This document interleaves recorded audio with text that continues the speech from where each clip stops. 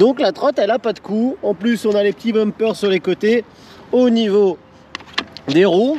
Et du coup, tout s'est bien passé dans ce test malgré tout. Installez-vous confortablement, je vous souhaite bon visionnage. Bonjour et bienvenue, moi c'est Electron et là derrière moi, la Kukirin G2 Master vous attend dans son carton. Dans cette vidéo, on va regarder ce qu'il y a justement à l'intérieur de ce dernier. On va aussi sortir la machine pour regarder son degré de finition. On va faire le tour de toutes ses spécificités, histoire que cette nouveauté de chez Kukirin, la G2 Master, n'ait plus aucun secret pour vous. Et puis on l'emmène rider pour tester son accélération, son freinage, pour voir son comportement routier. Et puis pour faire un bilan, surtout, des plus et des moins d'une trottinette, normalement avec un beau look, assez puissante, dont le prix dépasse légèrement les 1000 €. Eh bien écoutez, même si on est déjà la première chaîne de trottinettes électriques francophone, moi j'ai une chose à faire, celle de vous inviter à foncer me rejoindre. Comment? En vous abonnant, c'est gratuit, ça me donne la banane et surtout, eh bien ça encourage le créateur que je suis. Je vous reprends immédiatement après le court générique, la tête dans le carton. Eh bien écoutez, tout me semble bien emballé, aucune raison que cette trottinette ne soit abîmée pendant le trajet. À ses côtés dans le carton, j'ai trouvé un truc qui ressemble à une pompe que je n'essayerai même pas, parce que là clairement c'est très plastique et je pense qu'au mieux vous dégonflez votre pneu. Le multi-outil à emmener dans tous les rides qui peut dépanner en cas de problème. La notice Kukirin G2 Master dans laquelle on va trouver toutes les indications sur la machine. On a une partie de la notice qui est en français, on a tous les codes erreurs, on a les explications du display, on a aussi toutes les spécificités de la machine. C'est court, c'est concis, mais c'est aussi assez complet. Alors, je vous fais disparaître le carton et je vous présente la Kukirin G2 Master. Regardez-moi la finition. On sent que chez Kukirin, on commence à s'arracher les cheveux, qu'on essaye de faire des trucs de plus en plus finis. Et honnêtement, pour une trotte qui va être vendue entre 1050 et 1100 €, franchement, on voit rarement ça. Il n'y a pas trop de concurrence. Qualité-prix, ça va être une tuerie. Alors, il y en a qui critiquent les barres métalliques ou les barres en alu qui sont droites et brutes, le fait que certaines pièces soient montées et vissées. Et franchement les gars, allez me plier un truc pareil, on en reparlera. C'est du très beau, c'est bien monté. Alors le garde-boue ici, il est peut-être un petit peu court. On est sur une partie en plastique ici. Le bras oscillant, lui, toutes ces parties ici sont en aluminium. On a des petits coverings plastiques comme ça qui ont peut-être pas d'intérêt mais qui donnent un petit style quand même global, un peu tété à l'ensemble. On a un gros logo brandé lumineux Kukirin bleu sur le côté de la machine. On a encore du brandage sur le deck. Le deck, il est recouvert d'une petite couche de caoutchouc et on a aussi un peu de caoutchouc ici sur le repose-pied arrière. L'ensemble du châssis est en aluminium. On a sur l'arrière un garde-boue en deux parties. Ici avec une petite ailette qui démarre et là un lèche-roue qui finit. Il est renforcé sur des pattes en acier. Pareil pour le système de freinage. Ah, d'ailleurs, au niveau du freinage, on va devoir se contenter d'un disque en 140 mm freiné sur des étriers mécaniques. C'est-à-dire que on va avoir un câble, tout simplement. On verra si ça freine bien. On aurait préféré de l'hydraulique sur des machines comme ça assez puissantes. Bras oscillant, pareil qu'à l'avant, en aluminium, qui est monté sur un amortisseur qu'on va pouvoir régler ici à ressort. Je continue à faire le tour du propriétaire. Là, vous avez la connectique de charge qui vient se cacher sous un petit capot automatique. On a un projecteur placé sur l'avant de la machine. Projecteur plutôt puissant. D'ailleurs, sur le garde-boue arrière, on a un feu qui se met à clignoter quand on freine. Sur cette machine, on va avoir 3 positions possibles sur la hauteur de guidon. Pour la finition, de toute façon, on nous annonce une résistance à l'eau IP54. Ça veut dire qu'on peut rouler un petit peu sous la pluie, qu'il ne faut pas abuser. Je reviens sur les roues, le plus important. Moteur, 1000 watts dans la roue avant, 1000 watts dans la roue arrière. Sur ces moteurs sont montés des pneus tout-terrain en 10 pouces, 3 de large. Ça donne un petit ronronnement quand on roule, ça fait un petit bruit un peu caractéristique de ce type de pneumatique. Elle est capable de monter jusqu'à 60 km/h sur route fermée en mode débridé. Et là dans le deck se cache une batterie de 52 volts et de 20,8 ampères-heure. On nous annonce 60 à 70 km d'autonomie. Si vous roulez en mode débridé, sur route fermée bien entendu, vous serez aux alentours des 30 km. Elle supporte jusqu'à 120 kg. Bah écoutez, tout ça est plutôt pas mal. Je vais vous montrer un petit peu au niveau du cockpit. Alors, sans surprise, hein, comme on est sur des freins mécaniques, eh bien on a des commandes mécaniques. Donc c'est un petit peu mou ici au niveau du freinage. On a par contre des poignées semi-ergonomiques avec un très bon grip. C'est un caoutchouc qui colle très bien à la main. Là, c'est l'allumage des phares. On a l'allumage des clignotants également. D'ailleurs, quand on allume le clignotant, on a un retour d'information sur le compteur. Un klaxon bien puissant. On revient sur le display, super lisible. Vitesse instantanée, voltage de la batterie, mode engagé. On a encore un logo sur la batterie. On a le kilométrage total de la machine. On peut voir le kilométrage journalier. On voit si on est en single ou en dual. Et enfin, on a 3 modes de conduite. Pour changer les modes, ça se passe ici, sur le bouton d'allumage. Pour l'accélérateur, c'est une petite gâchette au pouce. Et voilà, c'est assez simple, c'est quand même bien réalisé. Je vais vous montrer le système de pliage. Alors c'était un système que moi avant j'aimais pas du tout, mais finalement on s'y retrouve parce qu'il n'y a vraiment pas de jeu, ça vieillit bien ces petites bêtes là. Donc il faut dévisser ici, lever la sécurité sur le côté et immédiatement, du coup ça se libère et vous pouvez plier. Vous pouvez plier et accrocher ici la machine sur le repose-pied arrière. C'est pas de la trotte multimodale, mais ça se porte, on a 33 kg. Donc c'est relativement portable, mais franchement, c'est pas un truc avec lequel on a envie de monter plusieurs étages. La libération, eh bien ça demande une petite manip, il faut aller attraper le crochet là en dessous. Et puis après, il suffit de refermer le lock. Là, vous avez un premier verrouillage automatique avec la sécurité qui est là derrière. Et ensuite, eh bien, vous venez revisser là. C'est là que je trouve que c'est une petite technique à prendre. Il faut le caler devant.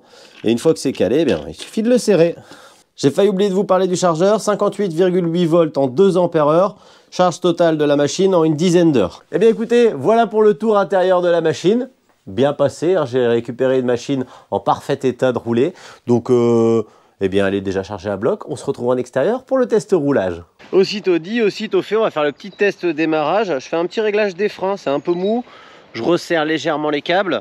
Ça, c'est le principe. Hein. On est sur du frein à câble et du coup, ça va être un peu plus mou que si on était sur de l'hydraulique. Par contre, les amortisseurs, c'est très ferme.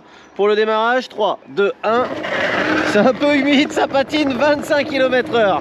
Alors là, j'ai clairement senti que j'étais limité par mon adhérence. Hein. Ça a patiné clairement sur l'avant. Regardez, je vais vous refaire un démarrage. Ouvrez les oreilles, vous allez voir que 3, 2, 1, ça patine. Hop, et voilà, 25 km/h. Au niveau du freinage, là c'est encore tout neuf, hein, mais je sens au niveau des commandes que c'est plutôt mou. Au niveau des amortisseurs, c'est très rigide. On est sur une trotte qui va s'emmener très facilement. Il n'y a pas du tout de bruit, il n'y a pas de jeu, c'est plutôt rigide au niveau de la colonne. Dans la courbe, ça s'emmène bien. Sortie de courbe, ça passe aussi. On fait un test route humide, hein, donc je suis limité par la tenue de route. Mais ces derniers temps, j'avais fait que des tests sur des routes sèches, donc faudra s'adapter malheureusement. Le guidon n'est pas très large. Il fallait pas qu'il soit plus court. Allez. Ah, là j'ai lancé un petit guidonnage, là j'étais mal positionné sur la machine. C'est une machine qui nous demande d'être un petit peu concentré hein, pour bien la tenir. On a un avant léger. C'est pas la machine la plus stable à grande vitesse que j'ai testé. Hein. Après il faut aussi rester un petit peu dans la réalité. Hein. Le prix de la machine il est clairement agressif. Le test frein 25. Ah, ça freine bien.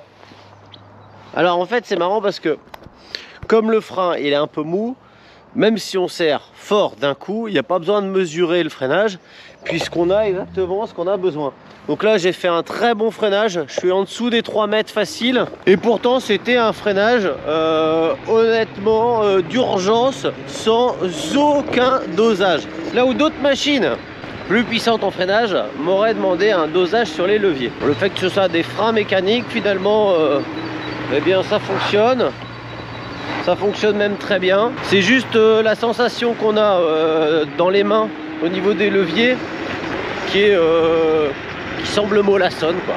Allez, on continue la balade. C'est une trotte qui va s'emmener en ville facilement. En fait, la question elle va être simple. Si vous cherchez absolument de la puissance, des capacités et un design aux alentours des 1000 balles, cette trotte n'a pas de concurrence. Maintenant, si vous roulez tout le temps débridé, si vous roulez sur des routes avec des gros dénivelés, si vous avez besoin d'un gros freinage et que vous roulez souvent comme des cingouins, cette trotte elle risque d'être un peu limitée. C'est pas la trotte avec laquelle je vous conseille de rouler tout le temps à plus de 45 km/h. On sent qu'elle est très sollicitée au-dessus des 40-45 km/h. Par contre, pour avoir un game au-dessus, eh bien, il va falloir sortir 2, 3, 4, 500, 600 balles de plus très facilement. Donc oui, dans la réalité, on n'est pas sur le truc le plus abouti et le mieux fini qu'il soit. Par contre, pour un tarif aussi agressif, il n'y a pas vraiment de concurrence.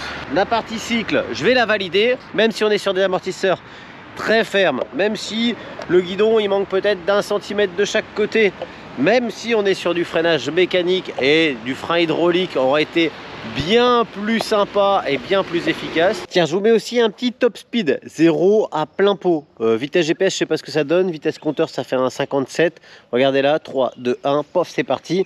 Alors, ça se déroule vraiment très bien, hein. La machine va très bien, 57 km/h. Faut bien tenir son guidon quand même, hein, parce qu'on n'est pas à l'abri de se mettre une petite pelle qui ferait très mal à ces vitesses-là, sur circuit bien évidemment, ou sur route fermée uniquement. Et petit point aussi, c'est que pendant ce temps-là, eh bien, on voit bien que la jauge du niveau de batterie, elle fait un peu le yo-yo, donc ça c'est un peu dommage. Mais voilà, on est sur une trottinette qui marche bien, hein. Pour l'instant, franchement, j'aime bien cette découverte. Ce que je vais faire tout de suite là, c'est la grosse montée pour voir si elle a de la puissance. Allez, du coup, je m'arrête dans la montée. Et ça, c'est un test assez viril pour nos petites machines. C'est parti, démarrage, ça patine de l'avant, je suis en train d'accélérer. 20, 25. Eh bien elle monte, elle va même bien. Le test puissance, il est validé. Pour le test accélération, 0 plein pot, on va aller effleurer les 60 km/h avec cette machine. Bon, et à un moment donné, il faut tenir le guidon quand même. À 60 km/h, ça demande un peu de concentration, faut être honnête. Sur du sol qui est stable, ça pose pas de problème. C'est une trotte qui, malgré son aspect tout-terrain, avec ses pneus tout-terrain, je suis pas certain que j'emmènerais faire beaucoup trop de hors-piste. Chemin, ça passe sans problème.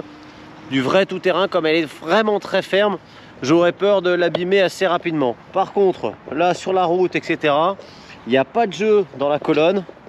On est sur un châssis plutôt rigide. Côté autonomie, avec une machine comme ça, quand vous roulez débridé, vous faites 30 km. Donc c'est largement louable. Si vous roulez à 25 km/h, vous faites presque 50 km facile. Donc c'est pas mal. Voilà, on en est au bilan. Alors, les petits moins, qu'est-ce que je pourrais rajouter? Alors, il faut quand même pas oublier qu'on est sur un tarif à 1089 €. Donc, aller critiquer, c'est vraiment chercher la petite bête. Mais quand même, j'aurais aimé des amortisseurs un peu plus smooth.